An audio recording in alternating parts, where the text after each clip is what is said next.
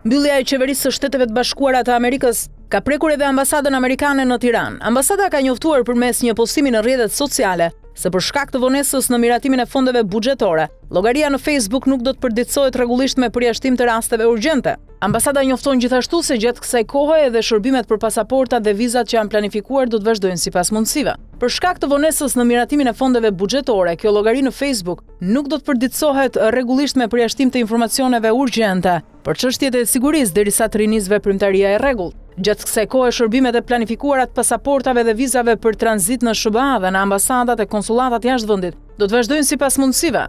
Në Senatin prej 100 anëtarësh kërkoheshin 60 vota për të kaluar projekt ligji për shpenzime. Republikanët kishin propozuar që të zgjasnin financimin aktual deri në fund të nëntorit me qëllim që të zhvilloheshin negociata për një plan për shpenzime afatgjatë, por demokratët kërkuan që të riktheheshin $100 miliarda në shpenzimet për kujdesin shëndetësor, veçmas për programin për sigurime shëndetësore Obamacare për familjet me të ardhurat të ulta që megjithëse administrata e Trumpit do ta largojë nga financimi.